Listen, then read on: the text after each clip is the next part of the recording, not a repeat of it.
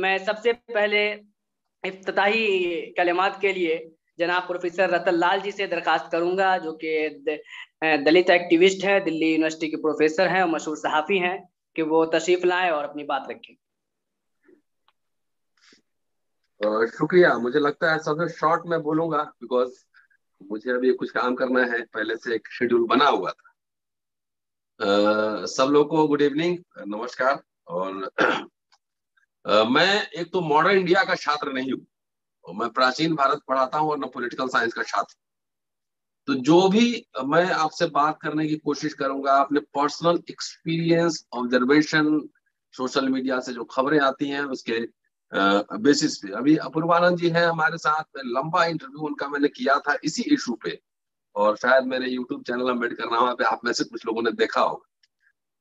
सबसे पहले बात मैं ये कहना चाहता हूं कि 1947 के बाद जो मुसलमान भारत में रहना जिन्होंने पसंद किया, जिनकी ये चॉइस थी कि हम भारत में रहेंगे, वो अपने मन से अपना मुल्क मानकर यहाँ पे रहा। दूसरी बात, भारत के मुसलमानों ने कभी मुसलमानों को अपना नेता नहीं माना, हर समय उन्होंने हिंदुओं को ही अपना नेता माना। पूरा उठाकर देख लीजिए, चाहे जवाहरलाल नेहरू से लेकर और तमाम लालू प्रसाद यादव या मुलायम सिंह यादव या मायावती, तमाम ऐसे लोग, दक्षिण में भी ऐसे लोग बहुत सारे होंगे। सो इस दृष्टिकोण से अगर देखें तो मुस्लिम समुदाय भारत में ज्यादा सेकुलर रहा है। अब सवाल है कि आजादी के बाद एक बड़ी आबादी, जिसकी संख्या पाकिस्तान से भी ज्यादा, बांग्लादेश और तमाम विश्व के कई ऐसे मुल्क हैं उनसे ज्यादा है, भारत में 15%, अगर परंपरागत जो आंकड़े कहे जाते हैं उसको भी मान ले तो है। लेकिन इतनी बड़ी आबादी, इसके खिलाफ कुछ भी कहा जाता, प्रोवोक करने की कोशिश की जाती थी, और वो समुदाय कुछ नहीं बोलता है। ये देख लीजिए, चाहे हरिद्वार का धर्म संसद हो या फिर रायपुर का धर्म संसद हो, सरेआम कतलेआम की बात हो रही है, लेकिन ये समुदाय प्रवोक नहीं हो रहा है, कुछ नहीं कह रहा। तो जानते हैं ये क्या है? ये राष्ट्रीय शर्म की बात है। इसको मैं राष्ट्रीय शर्म कह रहा हूं।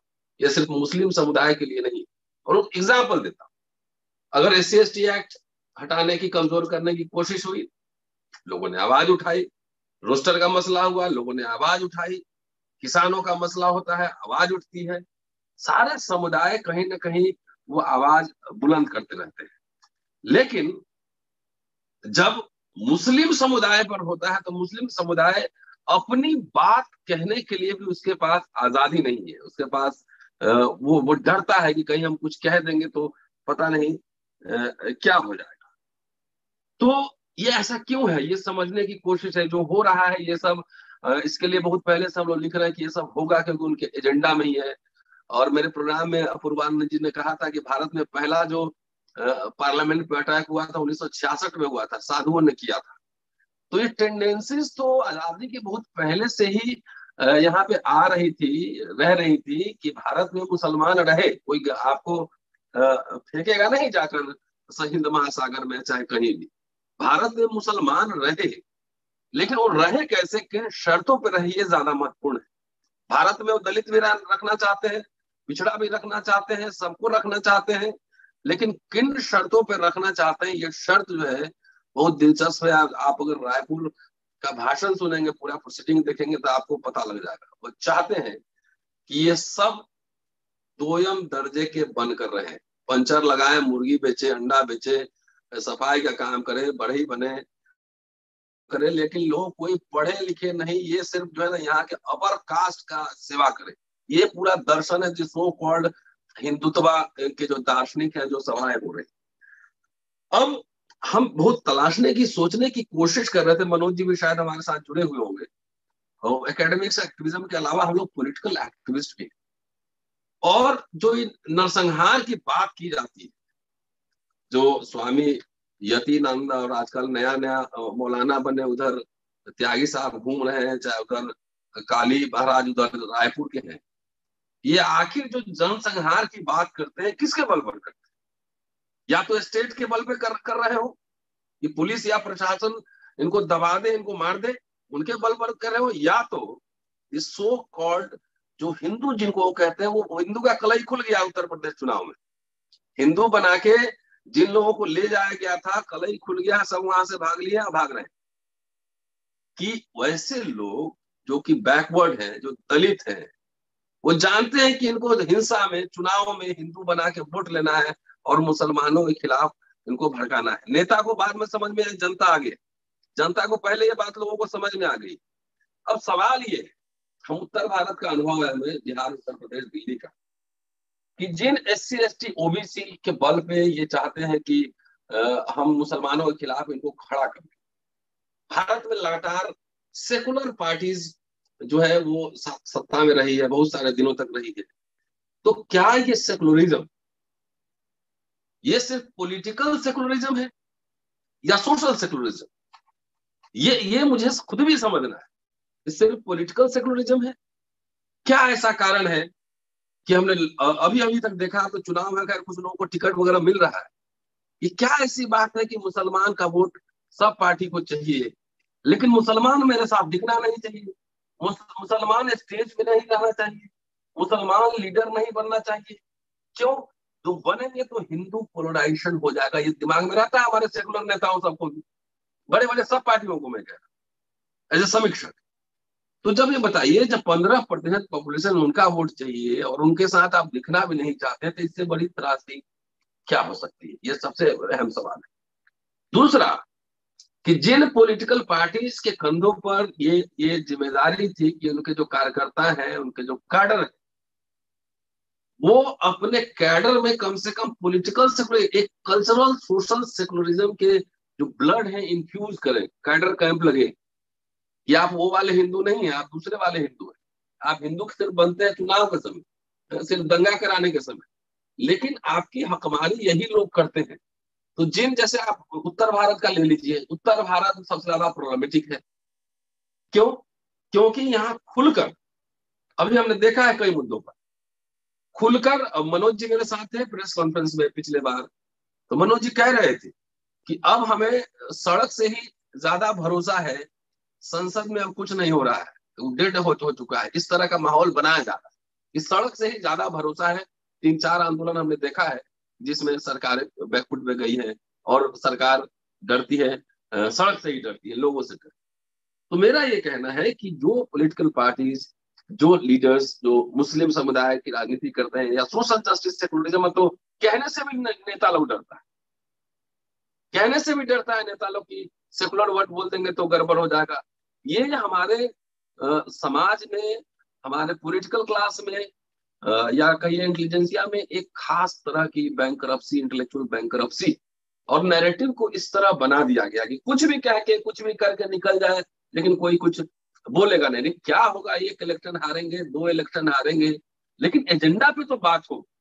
तो मेरा ये कहना है कि जितने पॉलिटिकल क्लास हैं, जो दोस्त हैं, कम से कम उन्हीं के कार्यकर्ता एक इलेक्शन में वो हिंदू रहते हैं और दूसरे इलेक्शन में सेकुलर हो जाते हैं। मैं 2 एग्जाम्पल दूंगा। अभी मनोज जी शायद है यहाँ पे, मनोज जी हैं?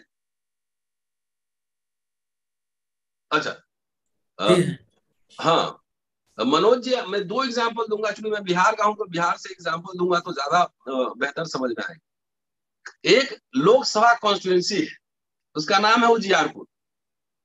वहां के सांसद है नित्यानंद राय, जो कि अभी होम मिनिस्टर फॉर स्टेट्स है। ठीक, उस कॉन्स्टिट्यूंसी में यादव बहुलता है, मैं जानता हूं उस क्षेत्र को। लेकिन जब इलेक्शन होता है तो वहां से वो यादव पॉपुलेशन का एक बहुत बड़ा चंक नित्यानंद राय को वोट देता है। ये क्यों होता है? क्योंकि हमने सिर्फ सेकुलरिज्म को एक पॉलिटिकल यूएसपी बना के रखा है कि पॉलिटिकल यूएसपी रहे कि भाई मुस्लिम आप मेरे साथ रहो, मेरे साथ सुरक्षित। मुस्लिम को सेल्फ रेस्पेक्ट और डिग्निटी के साथ अपनी बात रखने का स्पेस कहाँ है? एक एग्जाम्पल और देता हूं। आप अब्दुल बारी सिद्दीकी साहब है, हम सबके मित्र, हम सब जानते हैं। वो विधानसभा चुनाव जहां से लड़ रहे थे, वहां पे जो एक आरजेडी से जुड़ा हुआ आदमी है, वो इनके खिलाफ कैंपेन कर रहा है, अब्दुल बारी सिद्दीकी के खिलाफ कैंपेन कर रहा है। और वहां से अब्दुल बारी सिद्दीकी हार जाते हैं और बीजेपी का उम्मीदवार वहां से जीत जाता है। तो ये सवाल जितना सिर्फ हिंदू राइट विंग वर्सेस करके देख रहे हैं वो नहीं है, उसके बियॉन्ड भी ये सवाल है, जिस सवाल को मुझे हम लोगों को सबको समझना चाहिए। और अंतिम में चलते चलते एक बात मैं जरूर कहना चाहूंगा कि डॉक्टर अंबेडकर ने कहा था कि सोशल डेमोक्रेसी के बगैर पॉलिटिकल डेमोक्रेसी सरवाइव नहीं कर सकती है, कि सोशल डेमोक्रेसी का होना जरूरी है। और यही बात हमारे जो जो मुस्लिम साथी हैं भाई, उनको भी मैं कहना चाहता हूँ। मैंने कई बार सभा में कहा, कई लोग खुश भी हुए कि भाई जब ईद हो तो जरा सेवई हमें भी खिला लेना और अपने ही भाइयों को भी खिलाना। तो जब शांति का पीरियड रहता है, जब सब कुछ नॉर्मल रहता है, तो आपके घर जो ईद में सेवई खाता है, बिरयानी खाता है, बकरा खाता है चाव से, वही लोग पीछे से आके तुरंत वो कांग्रेस में होगा, तुरंत बीजेपी। तो कल्चर जो है वो कल्चर एक ही रहता है। बकरा भी खा लेगा, जब तथाकथित जो सेकुलर गवर्नमेंट रहेगी उसमें वो सेकुलर बना रहेगा, आपके यहाँ बिरयानी बकरा सब खा लेगा। बीजेपी आरएसएस आएगी तो उधर पलट जाएगा और वही आपके खिलाफ कॉन्स्पिरेसी भी करता है। फिर लड़ाई ये सिर्फ पॉलिटिकल नहीं है, कल्चर के लेवल पे ही ये बात होगी। और खास तौर से चूंकि हम आप सब छोटे छोटे एक्टिविस्ट हैं, काम करते हैं, तो हमारी बात हो सकता है कि 10,000 5,000 लोग सुने, लेकिन जब एक पॉलिटिकल क्लास जब बात करता है तो उसका इम्पैक्ट करोड़ों में होता है। इसलिए मुझे लगता है कि अब वो समय आ गया है कि कम से कम जो अंबेडकर और नेहरू में तमाम मतभेद थे, अंबेडकर गांधी में तमाम मतभेद थे, लेकिन कुछ पॉइंट्स पे उनकी सहमति थी कि वो एक सेकुलर, एक डेमोक्रेटिक नेशन बनाना चाहते थे। तो ये आवाज जब पॉलिटिकल क्लास जब कहेगा, सोशल एक्टिविस्ट जो इंटेलिजेंसिया, जो हम लोग जैसे कुछ लोग हैं, जरूर उनके बारे में लिखेंगे, बोलेंगे, लेकिन एजेंडा सेटिंग आज न कल करना पड़ेगा। ये सवाल एक चुनाव का नहीं है। चलिए उत्तर प्रदेश का भी लिस्ट में देख रहा था, बहुत सारे मुस्लिम कैंडिडेट्स उम्मीदवार दिए गए हैं। सिर्फ कैंडिडेट की बात नहीं है, सवाल है उनको कॉन्फिडेंस, सेल्फ रिस्पेक्ट, डिग्निटी के साथ अपनी बात कहने का अधिकार उसको होना चाहिए। ये सबसे जरूरी है। और ये जिम्मेदारी यहाँ के बहुसंख्यक जो समुदाय है उसकी जिम्मेदारी है कि वो डेमोक्रेटिक स्पेस प्रोवाइड करे। और वो उसका श्रिंकेज हो रहा है, अगर वो सिकुड़ रहा है, तो ये जिम्मेदारी हम सब की, पॉलिटिकल क्लास की भी है कि इस पे एक राष्ट्रीय बहस को जन्म दिया जाए। शुक्रिया, थैंक यू।